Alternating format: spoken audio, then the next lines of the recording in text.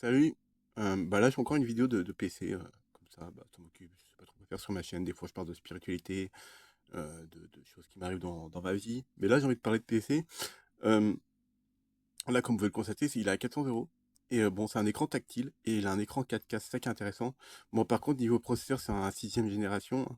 C'est un quad-core, il monte jusqu'à 3600, il a 16 Go de RAM et 512 en SSD. Il a une carte vidéo de 2 Go, bon c'est pas...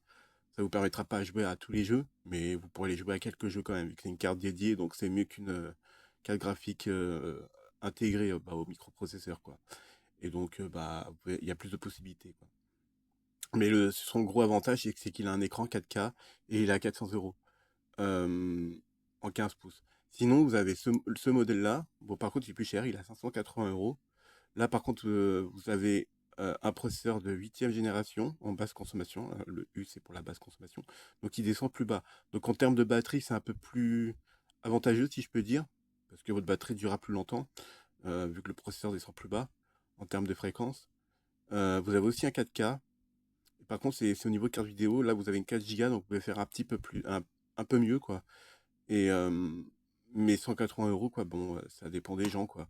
En tout cas, celui-là qui a 400 euros, je trouve qu'il a un bon rapport qualité-prix pour un écran 4K. Là, par contre, vous avez un processeur qui est un peu mieux. Au lieu de, l'autre c'était 3700 si je dis pas de bêtises. On vérifie ensemble, 3600. Et là, il peut monter jusqu'à 4300. Donc, vous gagnez 700 MHz. Donc, c'est un peu mieux. Vous avez une carte graphique à 2 Go en plus. Et par contre, vous perdez si je dis pas de bêtises, ouais, Wi-Fi, Bluetooth. Carte son, HDMI. Par contre, sur l'autre, il y a justement le port Ethernet Gigabyte.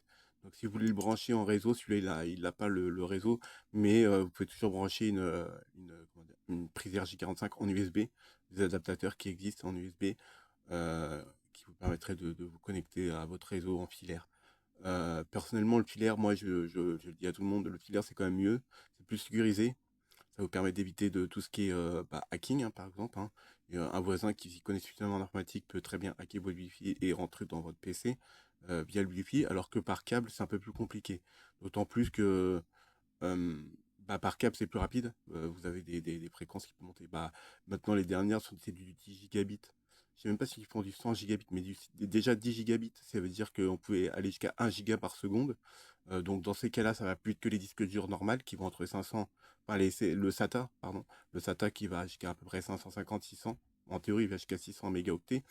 Mais pour 1 giga par seconde, il faut obligatoirement un SSD en NVMe qui, même les plus mauvais, hein, même les plus mauvais SSD en NVMe font le gigabyte enfin le gigaoctet par seconde. Donc voilà. Ouais, donc là, vous avez la seule différence avec 180 euros de plus. Vous gagnez 700 MHz au niveau du processeur. Vous gagnez 2 gigas sur la carte graphique, qui est un peu mieux. En plus, vous avez la carte graphique intégrée en plus, qui vous permet que si vous faites de la bureautique, par exemple, il va utiliser la carte graphique bureautique, la carte graphique intégrée pour la bureautique. Et si vous lancez un jeu, il va lancer la Quattro.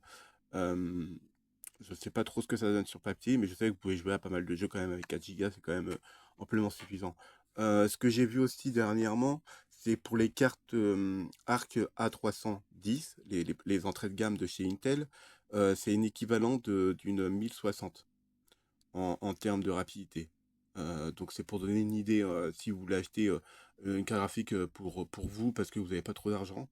La moins chère que je conseille, vraiment la moins chère des chez moins chères, vraiment si vous avez vraiment un budget vraiment comme un étudiant par exemple qui voudrait jouer un peu aux jeux vidéo tout avec un PC fixe, la 310 elle est pas mal parce que bon elle a 4 Go en DDR6, c'est la moins chère, elle est à une centaine d'euros et vous pouvez même la trouver même à un peu moins cher. Après vous pouvez partir sur des cartes d'occasion, hein, partir sur par exemple une 1070 en occasion.